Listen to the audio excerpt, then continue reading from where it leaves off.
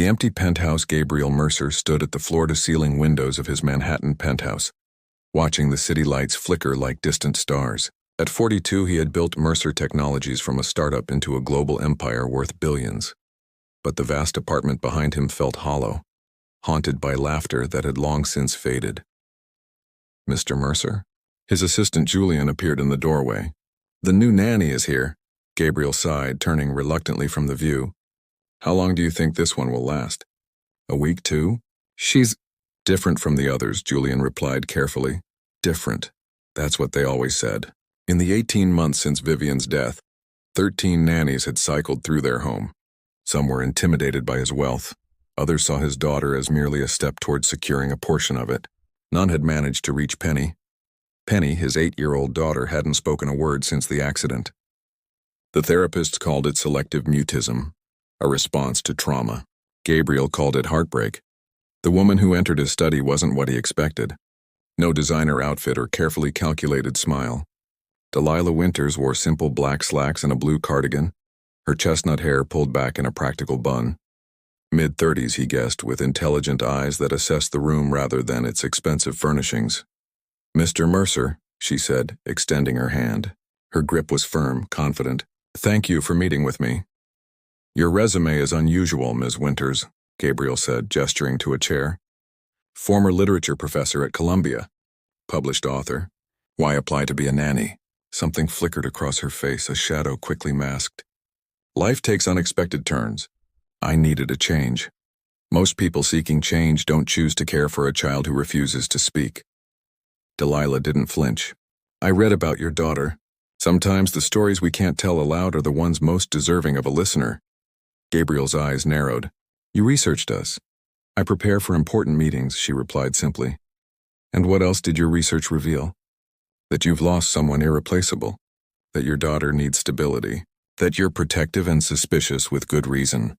Her frankness was unexpected. "I'm not here to replace anyone, Mr. Mercer, just to help where I can." Gabriel studied her. No platitudes about time healing all wounds. No practiced sympathy. "I'd like to meet Penny," she said. He led her to the playroom where his daughter sat alone, surrounded by toys she never touched, absorbed in drawing dark, tangled lines on paper. "Penny," Gabriel said gently. "This is Ms. Winters." Penny didn't look up. Delilah didn't seem troubled by this. Instead of approaching directly, she settled on the floor a respectful distance away and began unpacking something from her bag. A small, worn book. "I brought something that belonged to me when I was about your age," she said conversationally, not expecting a response. "It's called The Secret Garden. Have you heard of it?" Penny's crayon paused briefly, a fraction of a second, but Gabriel noticed. So did Delilah. "I thought we might read it together sometime. No rush." She placed the book on the floor between them. A bridge neither would cross today. As they left the room, Gabriel felt something he hadn't experienced in months. A flicker of hope, quickly tempered by caution. "When can you start?" he asked. "Tomorrow," Delilah answered. "If that works for Penny." Not for him, Gabriel noted. For Penny, perhaps Julian was right, this one was different. But experience had taught him that different didn't always mean better, and trust was a luxury he could no longer afford. The language of trust. The first week passed in a delicate dance of boundaries. Delilah arrived each morning at precisely 7, her movements quiet and deliberate as she learned the rhythms of the Mercer household. Gabriel observed from a distance, his morning coffee an excuse to linger in the kitchen as he watched her prepare Penny's breakfast. Not the elaborate spreads previous nannies had attempted, but simple, warm oatmeal with cinnamon and sliced apples arranged in a smile. "She doesn't eat much," Gabriel warned on the 3rd day. "She doesn't have to," Delilah replied. "She just needs to know food is offered with consistency, not expectation." By the 2nd week, Gabriel noticed subtle changes.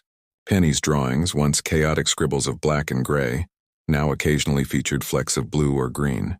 The book, The Secret Garden, had moved from the floor to a small table between 2 chairs, its position changing daily, evidence it was being read. On the 15th day, Gabriel came home early to find the penthouse unusually quiet. Panic seized him until he heard soft sounds from the kitchen. There he discovered Penny standing on a step stool beside Delilah, solemnly stirring batter in a bowl. Neither spoke, but Penny's concentration was absolute, her small face serious with purpose. "We're making cookies," Delilah explained, not breaking the spell by making too much of this milestone. Penny chose chocolate chip. Gabriel leaned against the doorframe, afraid to intrude. "That was her mother's favorite," he said softly. Delilah nodded, understanding the weight of this revelation. "Would you like to join us?" It had been so long since he'd participated in something so ordinary, so domestic. His calendar blinked urgently on his phone. Calls to return, meetings to prepare for. "I have 20 minutes, he said, rolling up his sleeves. 20 minutes became an hour. The cookies were misshapen, some burned at the edges, but when Penny carefully placed one on a napkin and slid it toward her father, Gabriel felt his throat tighten. Not a word, not a smile, but a gesture, an offering. That night after Penny was asleep, Gabriel found Delilah in the small study she used as her workspace. "How did you know?" he asked. "About the cookies?" Delilah looked up from her notebook. "I didn't. Penny went to the pantry today and pointed to the chocolate chips. First time she's expressed a preference. There was a tradition," Gabriel said, the words coming with difficulty. "Sunday afternoons, Vivian would bake with her. I was always too busy." Delilah closed her notebook. "Children remember rhythms and rituals. They're anchors. And what anchors you, Miss Winters?" The question surprised them both. She considered this, her fingers tracing the edge of her desk. "Books, mostly. Stories remind us we're not alone in what we feel. Is that why you left teaching? Because you felt alone?" A flash of something, pain perhaps, crossed her face. "I left because sometimes classrooms become prisons when life demands freedom." Gabriel recognized a boundary when he encountered one. He nodded, respecting her privacy while noting the contradiction of someone seeking freedom, choosing to live within the constraints of caring for a traumatized child. The following weeks brought small miracles. Penny began to respond through gestures, a nod, a pointed finger, a tugged sleeve. She started leaving drawings for Gabriel, crude but recognizable shapes, a sun, a tree, what might have been a family of stick figures. One evening, Gabriel returned from a business trip to find Delilah and Penny asleep on the living room couch. The secret garden open across Delilah's lap. He stood watching them, struck by how right they looked in his home, how the empty spaces seemed less hollow. That night, his dreams were troubled.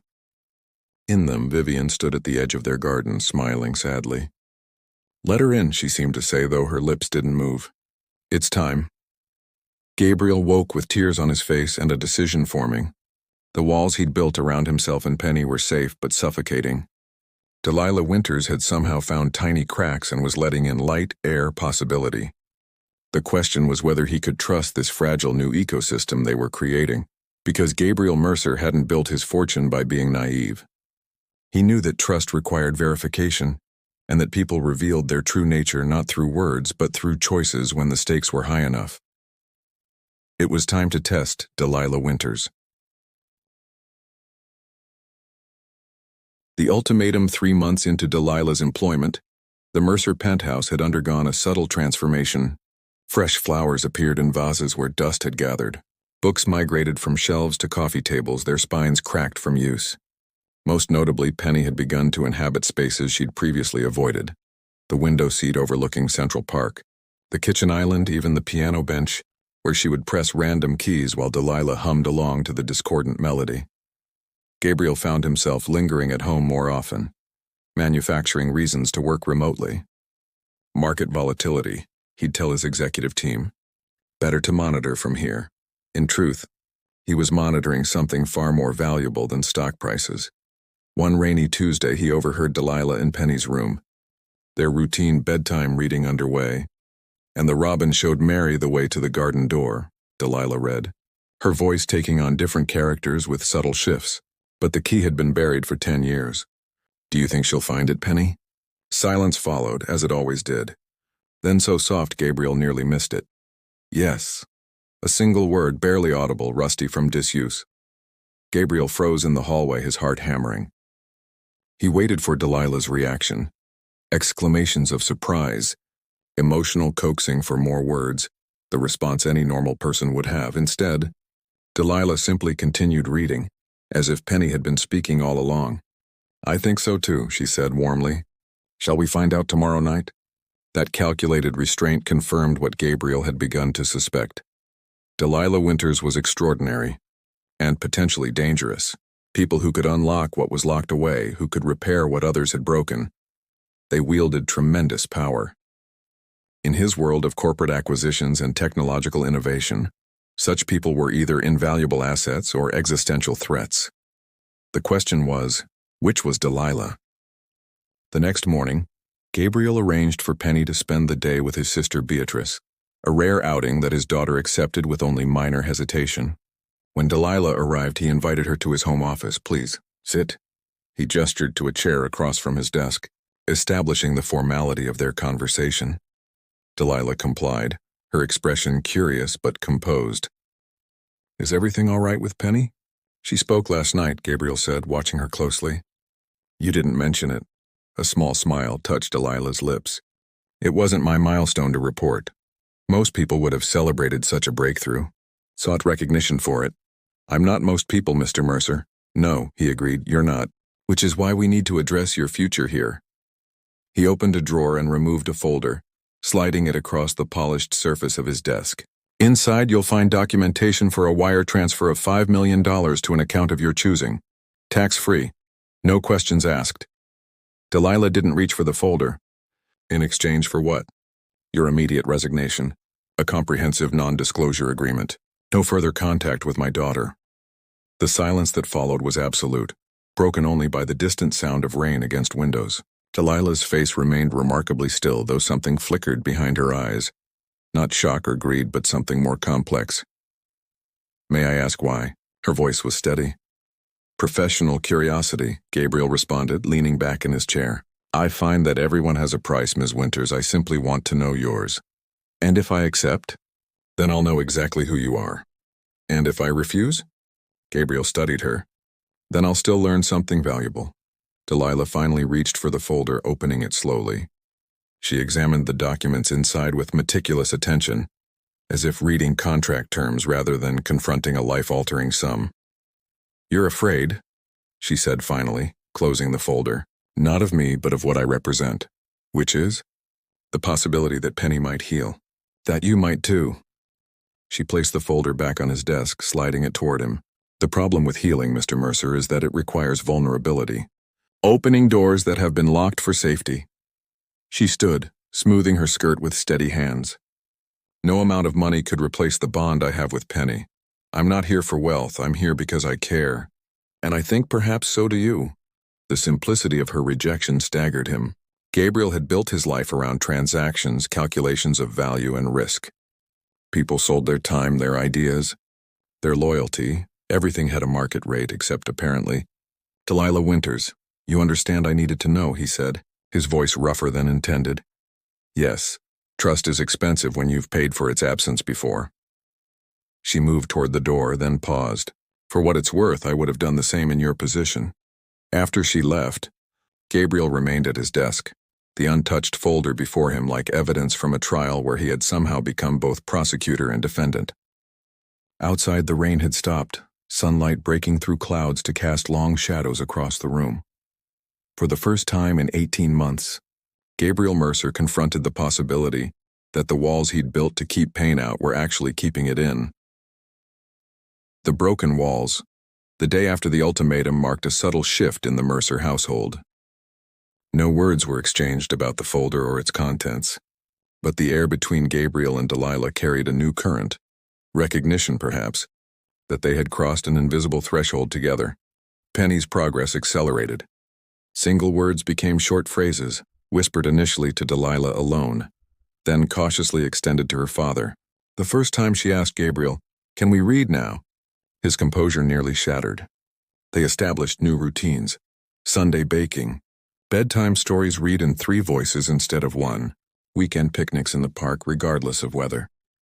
By early autumn, Gabriel found himself experiencing moments of genuine happiness, foreign territory that both exhilarated and terrified him. One evening, as Delilah prepared to leave after Penny was asleep, he impulsively invited her to stay for a glass of wine.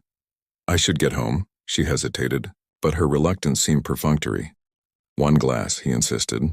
"We should celebrate Penny's progress." They settled in the living room, city lights twinkling beyond the windows. The conversation flowed easily between them, traversing literature, philosophy, and eventually circling back to Penny. She asked about her mother today, Delilah said gently.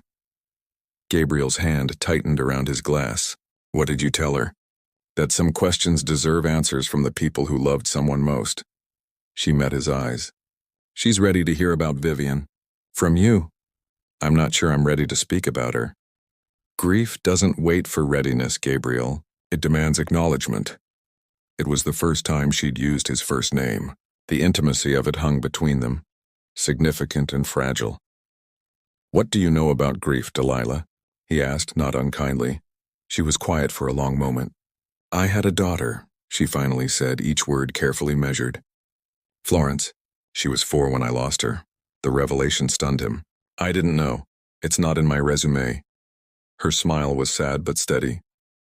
3 years ago, leukemia. Her father couldn't bear it, left before the end. I took a leave from teaching, but returning was impossible. Every young face reminded me of what was missing. Understanding washed over Gabriel. Her connection with Penny, her patience, her resilience, all of it crystallized into perfect clarity. That's why you recognized what Penny needed, what I couldn't give her.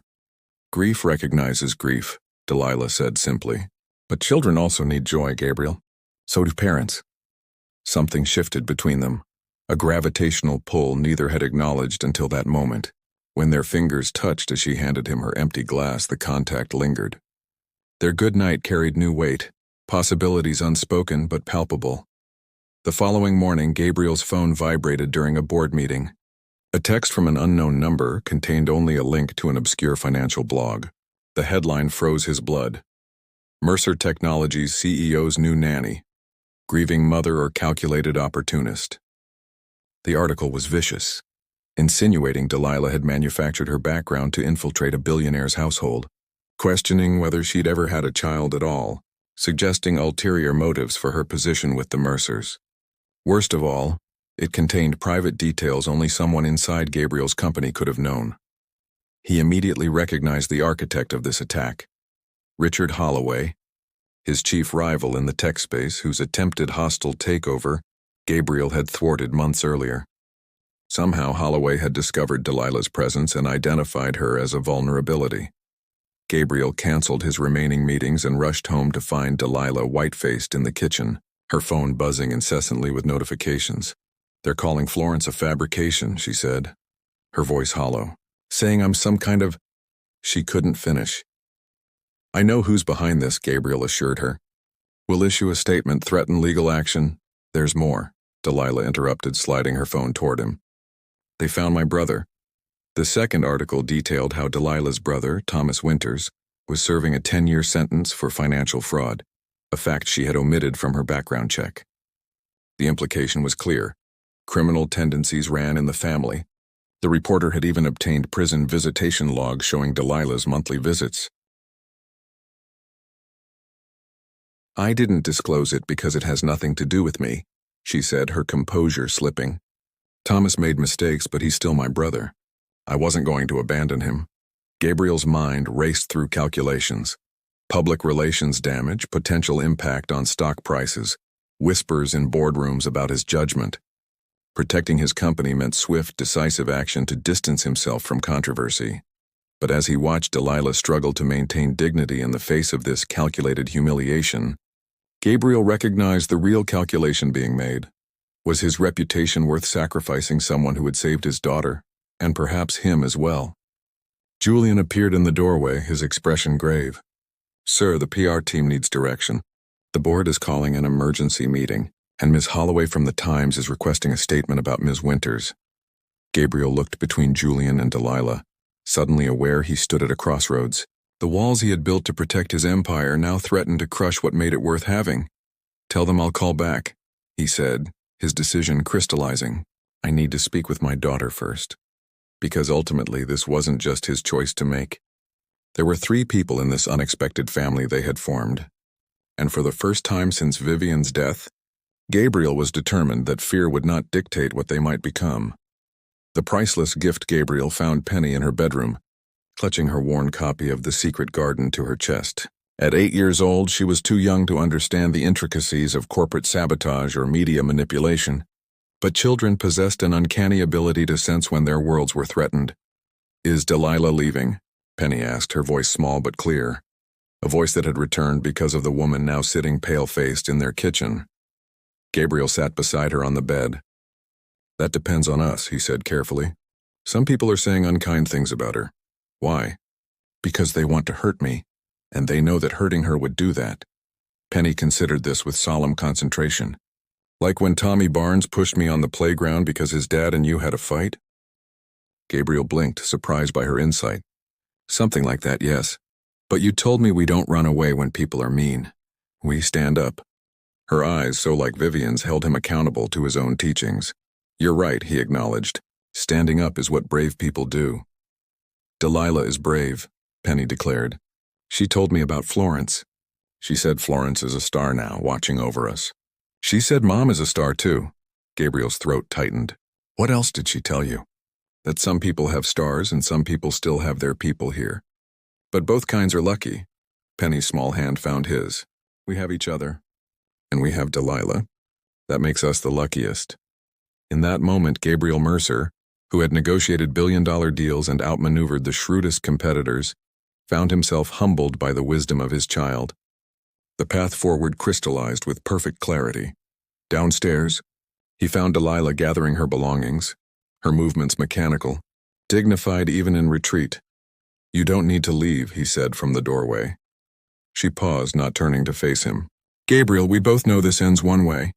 Your company, your reputation, are worth nothing compared to what matters." He crossed the room, gently turning her to face him. "Penny and I had a talk. We've decided we're not interested in easy choices." "This isn't just about bad publicity," Delilah countered. "Holloway won't stop. He'll dig until he finds something else, about me, about Florence, about Thomas. There's always something if you look hard enough." "Then let him dig," Gabriel said with sudden ferocity. "I've spent 18 months hiding behind walls, Delilah. Protecting Penny, protecting myself, but that's not living. You taught us both that." His phone buzzed insistently with messages from the board, PR consultants, lawyers. Gabriel silenced it without looking. "Here's what's going to happen," he continued. "First, I'm calling a press conference. Not to defend against these allegations, but to announce the Vivian Mercer Foundation for Childhood Grief Support, with you as its director, if you'll accept." Delilah's eyes widened. "Gabriel. Second, I'm having my legal team prepare a countersuit against Holloway for harassment, defamation, and corporate espionage. His tactics have left electronic footprints. We'll follow them all. You'd risk your company in a public battle? I built Mercer Technologies from nothing once. If necessary, I can do it again." He took her hands in his. "But Penny? What we found here? That's irreplaceable." The next 24 hours unfolded in a whirlwind. Gabriel's PR team, initially horrified by his refusal to distance himself from controversy, gradually aligned with his strategy. The press conference, hastily arranged in the Mercer Technologies lobby, drew media from across the city. Gabriel stood at the podium, Penny beside him holding his hand. Delilah slightly behind them, a united front. 18 months ago, I lost my wife Vivian in a senseless accident, Gabriel began, his voice steady. In my grief, I built walls that protected but did not heal. Recently, someone remarkable showed my daughter and me how to live again. He outlined the mission of the new foundation, supporting children through loss, providing resources for single parents, creating safe spaces for grief to transform into memory without overwhelming young lives. Ms. Delilah Winters will lead this initiative, he announced. Her qualifications are not just professional, but deeply personal. She has walked this path herself, having lost her daughter Florence to leukemia 3 years ago. As cameras flashed, Gabriel addressed the allegations directly. Recent attempts to discredit Ms. Winters reveal more about the accusers than the accused.